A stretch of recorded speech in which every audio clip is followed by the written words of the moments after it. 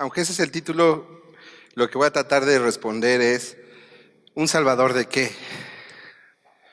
¿Por qué necesitamos un salvador? ¿Por qué cada uno de los que estamos aquí necesitamos un salvador? Y, y empezando, la Navidad nos recuerda la razón de que Dios se hiciera hombre, ¿no? En esta época recordamos por qué Dios se hizo hombre.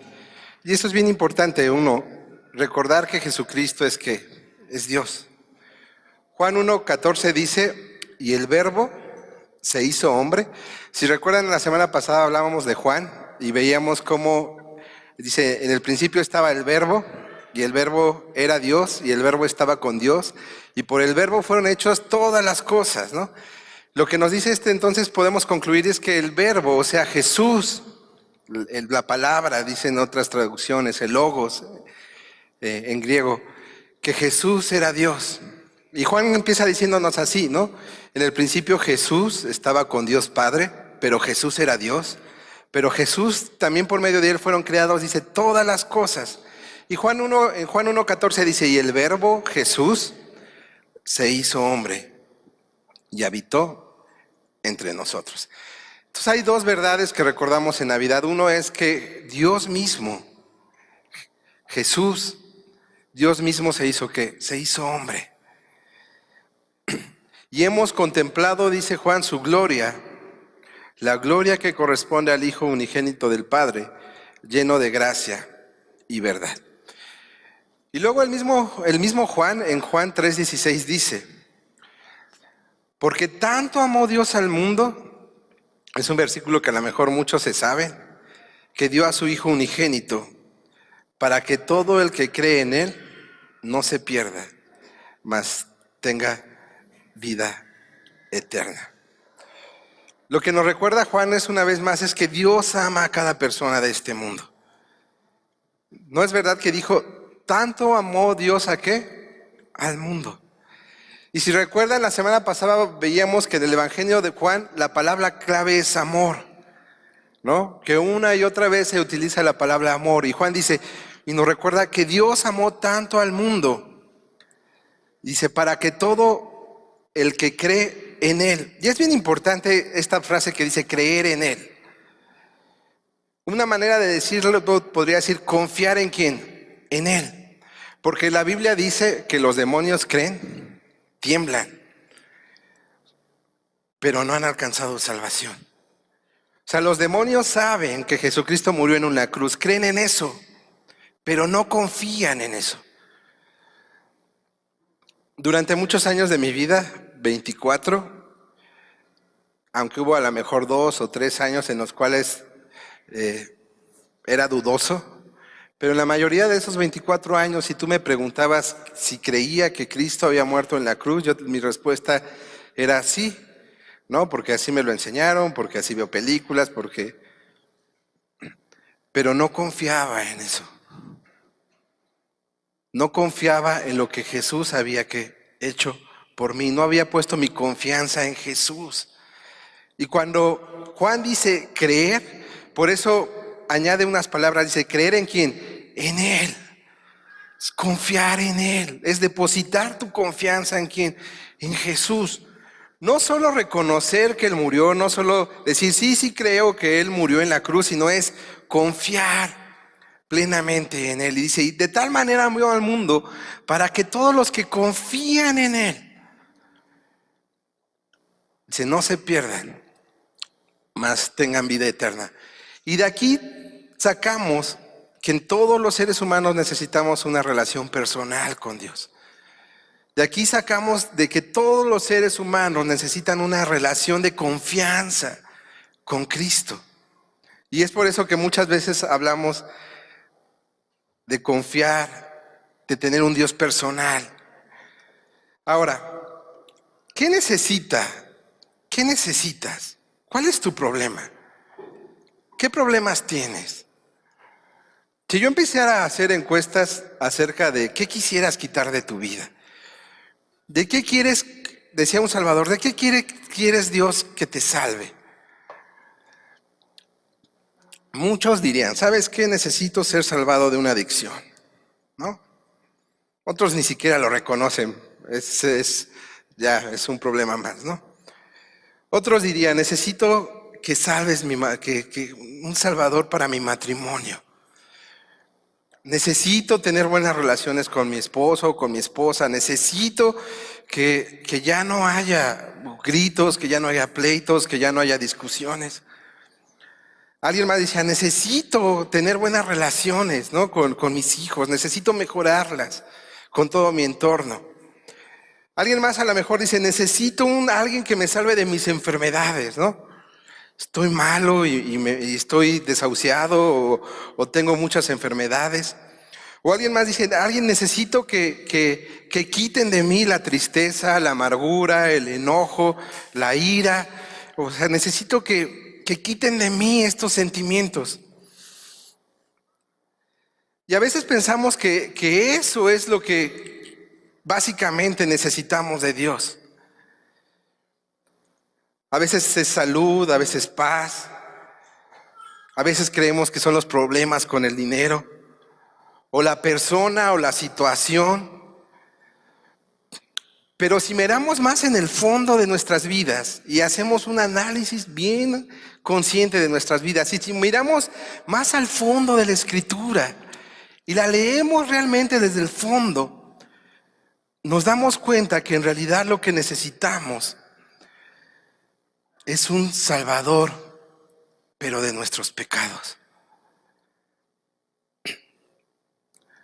El mayor problema en nosotros consiste en nuestro pecado. Y no quiero decir que todas, pero la mayoría de las cosas que tú pides por la que Dios te salve tienen una raíz en tu pecado o en el pecado de alguien más. Cuando le preguntan a Jesús acerca, por ejemplo, del divorcio, le dicen, Jesús, ¿es lícito dar carta de divorcio? En la ley está así. Y Jesús dice, pero al principio no fue así. Pero rápido dice, pero Noé lo permitió, dijo, por la dureza de su corazón. Y una manera de decirlo, de otras palabras, es por el pecado que hay en su corazón. Y el pecado entonces se manifiesta en peleas, ¿no? El pecado se manifiesta en vicios. El pecado se va a manifestar en amarguras. El pecado se va a manifestar en remordimientos. El pecado se va a manifestar en tantas y tantas y tantas, aún en enfermedades. Y si somos conscientes, necesitamos un Salvador, no que nos salve del fruto, sino que nos salve ¿de qué? De raíz. Necesitamos un Salvador por nuestros pecados. Y voy a empezar a leer la historia de Jesús, el relato de Jesús. Me voy a basar básicamente en Lucas y una parte en Mateo. Voy a tratar de hacer una historia corrida, porque si tú lees los relatos te das cuenta que no siempre está tan corrida la historia. Para hacer esto voy a quitar algunos pasajes, algunas cosas. Pero antes de empezar a leer, los judíos esperaban un Mesías, esperaban un Salvador. Pero al igual que muchos de nosotros esperaban un Salvador distinto al que llegó. Esperaban a alguien, por ejemplo, muchos y tal vez la mayoría, esperaban a alguien que los salvara de Roma, alguien que los liberara de Roma, alguien que quitara del cautiverio al pueblo de Israel de Roma, que los volviera a ser una nación grande. Por su mente no pasaba la necesidad de un Salvador de pecados. Ellos ya tenían un sistema para el perdón de los pecados. Ellos cada año iban y ofrecían holocausto. Entonces en la mente de los judíos no había por qué la necesidad de un Mesías en referencia al pecado. Ellos esperaban un Mesías en referencia a otras cosas, a dinero, ¿no? A estatus, y básicamente a un Mesías que les devolviera la gloriosa época del pueblo de Israel como una nación que conquistaba a las demás naciones. Pero el relato de la Navidad nos dice y nos muestra que Jesús es otro tipo de Salvador. En Lucas, voy a empezar a leer Lucas 3:4 solo como una introducción. Lucas no conoció a Jesús. Lucas no fue un apóstol. Y es bien bonita la introducción de Lucas porque al iniciar Lucas está diciendo, quiero compartirles lo que es una verdad.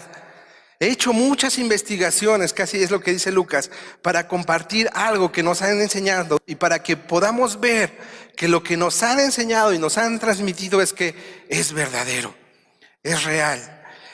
Se puede decir en cierto sentido que Lucas es un historiador, ha buscado en muchos textos, ha ido a entrevistar a gente que sí conocía a Jesús.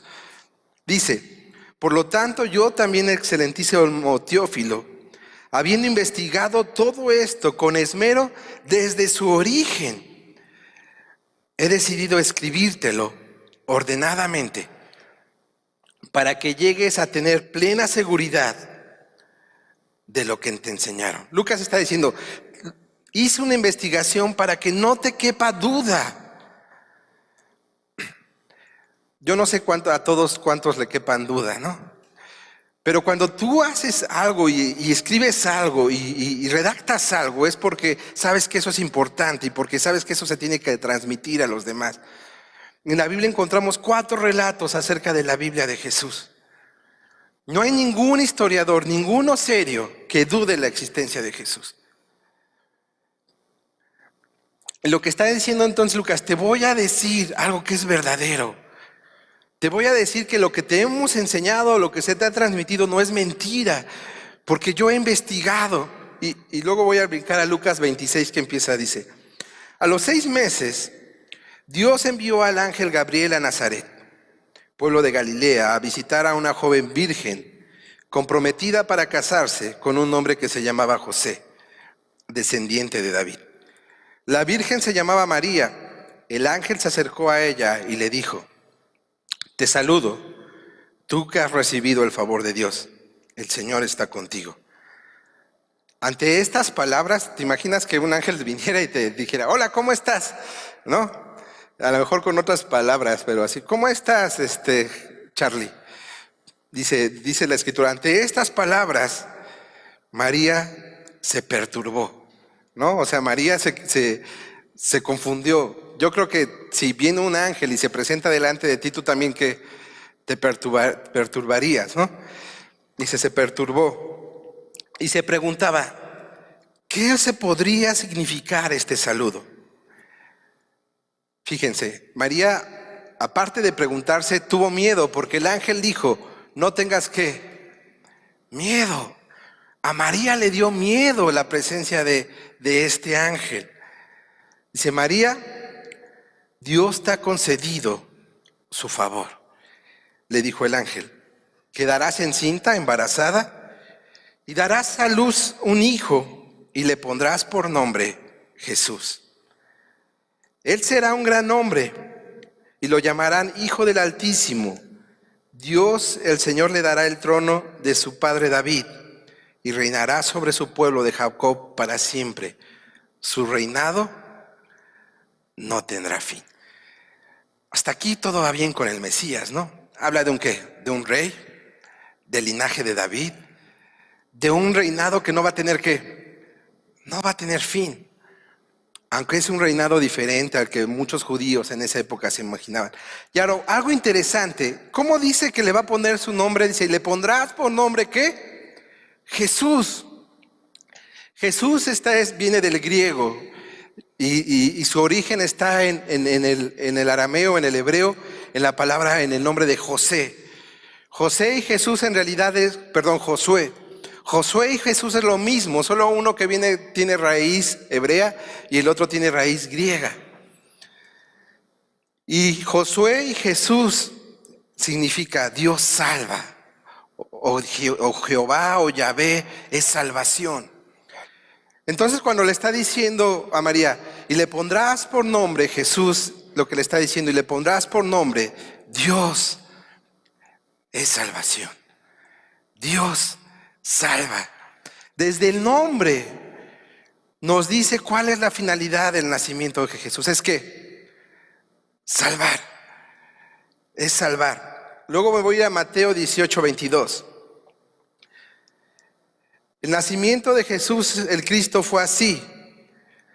Su madre María estaba comprometida para casarse con José. Pero antes de unirse a él, resultó que estaba encinta por obra del Espíritu Santo. Como José, su esposo, era un hombre justo y no quería exponer la vergüenza pública, resolvió divorciarse de ella en secreto. ¿No? Josué sabía que lo que había pasado, no, o sea, todavía no se había presentado nadie con José, y se entera que su prometida está embarazada. Y él le ha de haber dicho, pero pues si yo no hice, ¿qué? Yo no hice nada. Muchos hombres hubieran reaccionado violentamente, muchos hombres hubieran reaccionado de manera mal, pero dice, pero Josué era un hombre que justo. Y sabía que si él la rechazaba públicamente, María podría hasta morir, si somos muy drásticos, hasta podrían apedrearla. Pero lo que hace Josué es, la voy a rechazar, pero sin que nadie que se entere. Pero cuando él estaba considerando hacerlo, se le apareció en sueños un ángel del Señor y le dijo, José, hijo de David, no temas recibir a María por esposa, porque ella ha concebido por obra del Espíritu Santo. ¿Dará a luz un hijo? ¿Se acuerdan que ya el ángel le dijo qué nombre va a llevar? Pero también le dice a José, ¿y le darás por nombre qué? Pero luego le dice el ángel, ¿por qué? Se va a llamar Jesús porque Él salvará al pueblo. ¿De qué? De sus pecados. ¿Sabes? Cada día yo me doy cuenta que yo necesito un Salvador. Cada día me doy cuenta que necesito a alguien que me salve de mí mismo. El apóstol Pablo y también la Escritura me demuestra que yo nací con pecado en mi vida.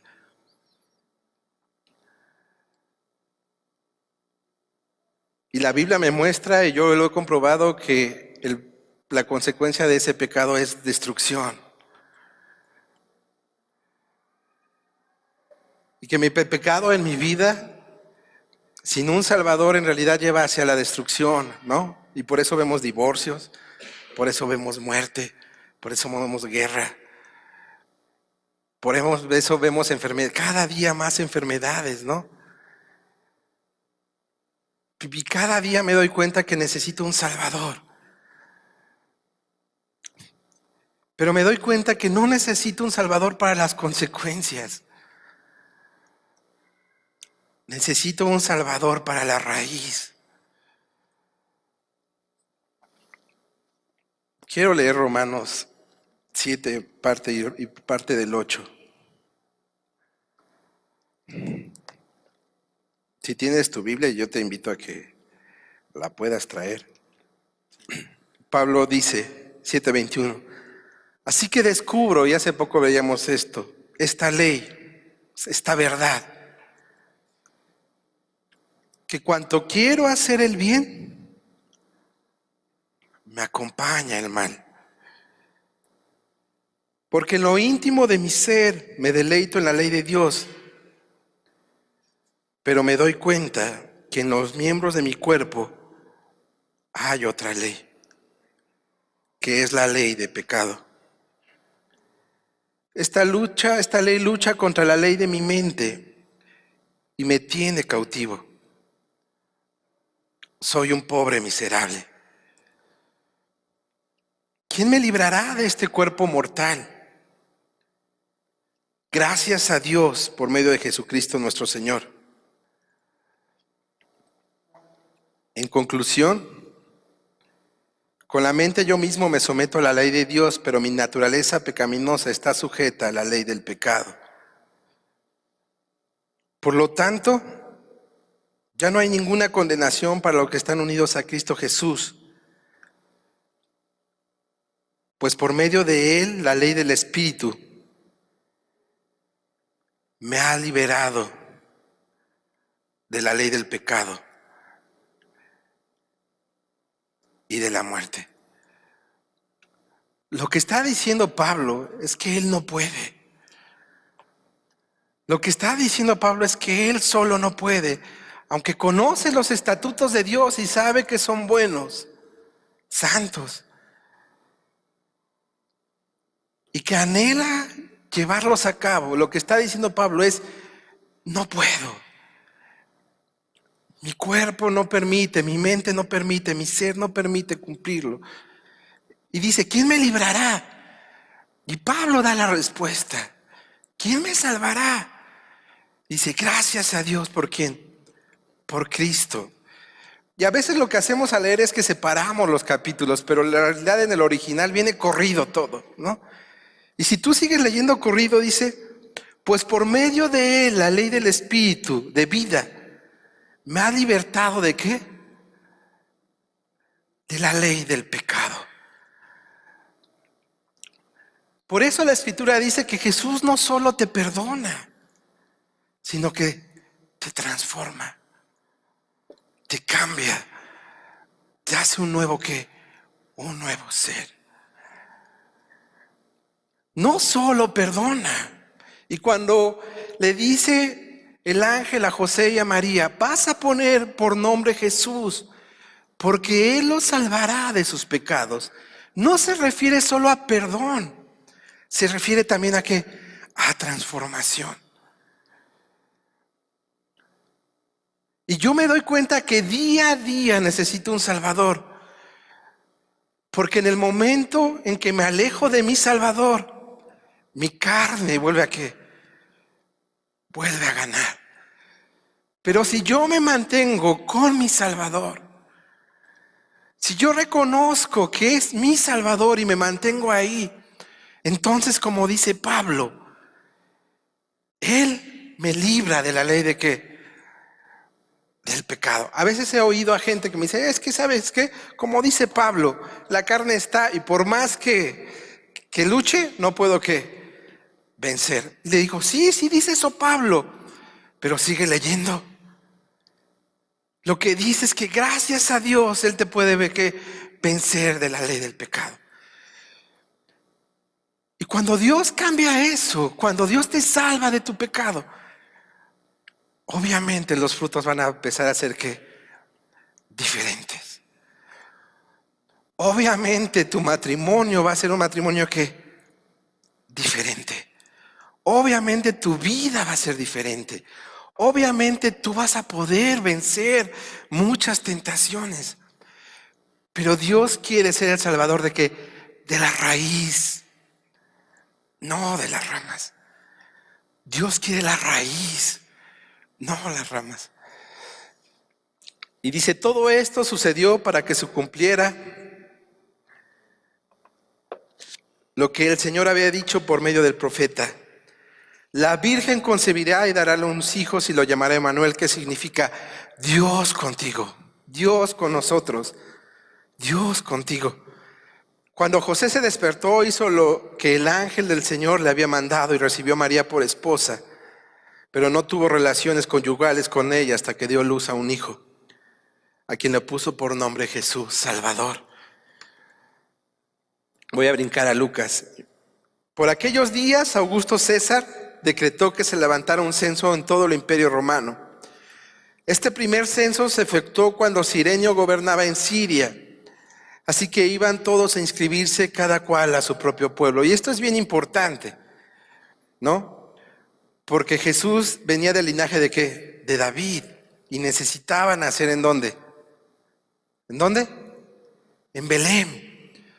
Porque Nazaret no estaba profetizado. De hecho, hasta dice, después en la Biblia dice: de Nazaret puede salir, él es de Nazaret, pero Jesús va a nacer ¿en dónde? En Belén, para cumplir la profecía. Y es bien interesante cómo Dios obra con alguien que no conocía a Dios. Cómo utiliza a Augusto César para cumplir su ¿qué? Su plan. En esta misma región había unos pastores que pasaban la noche en el campo, turnándose para cuidar sus rebaños. Sucedió que un ángel del Señor se les apareció. La gloria del Señor, imagínense eso, los envolvió en su luz y se llenaron ¿de qué? ¿Cuál fue la reacción de María también? ¿Qué? Miren, Dios tiene muchas maneras de manifestarse, pero es como un apéndice, ¿no? Pero es interesante que muchas veces cuando se manifiesta la gloria y la presencia de Dios, la primera reacción de muchos es que en María hubo temor, en los ángeles hubo temor. Si tú recuerdas las visiones de Isaías, dice, ay, pobre de mí, que soy ¿qué? Hombre muerto, ¿no? O si recuerdas la visión de Apocalipsis a Juan, la primera reacción de Juan también es como, no soy ¿qué? No soy digno, ¿no? A veces cuando alguien me dice, es que Dios, tuve una presencia de Dios y Dios vino y a veces y tuviste miedo y me dice, no, digo, bueno, no estoy diciendo que Dios no se manifestó, pero es interesante que la presencia de Dios a veces de primera instancia nos puede llenar ¿de qué? De temor por su grandeza, ¿no? Y ahora, ¿por qué a unos pastores? Hace rato Joel dijo que eran personas comunes y ¿qué? ¿Comunes y qué? Corrientes. Sin tomarlo mal. Para esa época eran más corrientes que comunes. La verdad es que los pastores no eran muy bien vistos cuando ellos iban al templo. O sea, los pastores significaban gente de lo más bajo, o sea, gente que no se codeaba con los sacerdotes, que no se codeaba con aquellos que hacían las ofrendas para el templo. Por lo tanto, en muchos sentidos, la gente pensaba que era gente alejada ¿de quién? De Dios.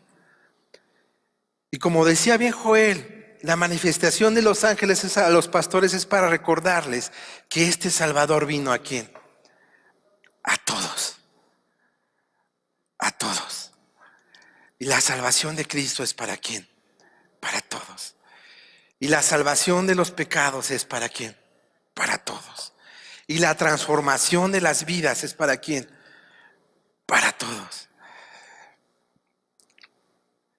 Miren, les traigo buenas noticias que serán motivo de mucha alegría para todo el pueblo. Hoy les ha nacido en la ciudad de David un Salvador. Les ha nacido un Salvador, que es Cristo el Señor. Esto les servirá de señal, encontrarán un niño envuelto en pañales y acostado en un pesebre. Así que fueron deprisa y encontraron a María y a José, me brinqué al 16, y al niño que estaba acostado en el pesebre. Cuando vieron al niño, contaron lo que les había dicho acerca de él. Y cuantos lo oyeron se asombraron de que los pastores decían. María, por su parte, guardaba todas estas cosas en su corazón. Es bien interesante que María lo guardaba ¿en dónde? En su corazón. Y meditaba acerca de ellas. Los pastores regresaron glorificando y alabando a Dios porque tenían un Salvador. A Dios por lo que habían visto, oído, pues todo sucedió tal como se les había dicho. ¿Necesitas muchas bendiciones en tu vida? ¿Necesitas salud? ¿Necesitas mejorar tu matrimonio? ¿Necesitas vencer tentaciones? ¿Necesitas vencer pensamientos? ¿Necesitas someter tu cuerpo al pecado? Solo no lo vas a hacer. Pero Dios no quiere salvarte de eso. Quiere ir más allá. Quiere salvarte de tu pecado. Hace unos 6, 7 años, en una predicación oía a alguien y decía, hay una diferencia entre estar arrepentido y remordimiento. Decía, cuando hay remordimiento, tú quisieras que Dios obrara para quitar todas las consecuencias. Y lo pone un ejemplo muy claro, ¿no? Decía, tu esposo, te fuiste de borracho y llegaste a tu casa e hiciste tonterías antes y cuando llegaste a tu casa. Y al otro día tu esposo, tu esposa, tus hijos, todos están enojados contigo y te sientes mal. Y quisieras que eso no hubiera pasado. Y te acercas a Dios y le dices perdón. Y el pastor decía, y es cierto, y decía, ¿pero qué tienes en tu corazón? ¿Hay remordimiento o hay arrepentimiento? Él decía, cuando hay remordimiento, el remordimiento es por las consecuencias. ¿Te sientes mal? Porque tus hijos no te hablan. ¿Te sientes mal? Porque ofendiste a gente. Pero si no existieran esas consecuencias, tú lo seguirías, ¿qué? Haciendo. Pero si ese día te hubiera sido de borracho y no hubiera pasado nada, lo que tú hubieras hecho es agarrar y decir, pues me vuelvo a ¿qué? Me vuelvo a ir. Dice, cuando hay arrepentimiento, te sientes mal por las consecuencias, pero sobre todo te sientes mal por la acción, por el hecho, por la ofensa a Dios. Y a veces nos pasa eso. Queremos un Salvador de las consecuencias de nuestro pecado, pero no queremos un Salvador para nuestro pecado. Y la promesa de Jesús y la venida del Mesías era para ir para más allá. Era para salvarte de ¿qué? De tu pecado. Obviamente, al salvarte de tu pecado, las consecuencias van a desaparecer. Pero mientras en tu corazón solo haya remordimiento, ¿sabes qué pasa? Lo vuelves a hacer y lo vuelves a hacer y lo vuelves a hacer y lo vuelves a hacer y lo vuelves a hacer. Pero cuando en tu corazón declaras y sabes que necesitas un Salvador por tu pecado y le entregas tu vida a ese Salvador, sientes su perdón, sientes su transformación y tu vida es diferente. Eso nos recuerda Navidad, que tenemos un Salvador de nuestros pecados y que podemos tener una vida diferente en Cristo. Eso es Navidad. A eso vino Jesús a la humanidad, a salvar a cada uno de nosotros de nuestro pecado, a entregar su perdón y a entregar su transformación. A eso vino. Yo cada día me doy cuenta que necesito un Salvador, porque sin Cristo no puedo, pero con Cristo soy una nueva persona y puedo andar, como dice la Escritura, de victoria en victoria. Y mi vida va a ser diferente, mi vida va a ser transformada y mi vida va a ser cambiada. Dios te ama y Dios te quiere ofrecer esa salvación. Señor, gracias en esta mañana porque tu palabra nos recuerda que has venido a salvarnos de nuestros pecados, Dios. Y la raíz está ahí, pero como dice tu escritura, dijo Pablo, gracias a Jesús, porque Él nos ha salvado de la ley del pecado, Dios. Nos ha perdonado y nos ha dado vida eterna, Señor. Que cuando te ofendamos, Señor, tu Espíritu Santo nos sobre y que nosotros podamos reconocerlo y venir no en remordimiento, sino en arrepentimiento a ti, Señor. Yo sé que muchas de las cosas que vivimos como iglesia, como familias, como personas, tienen la raíz en una vida que no se somete a ti, pero sobre todo en una vida que no se ha entregado plenamente a ti, Señor. Permítenos entregarte todo, lo más profundo de nosotros. Alabado eres, Señor, y bendito eres. En el nombre de Jesús. Amén.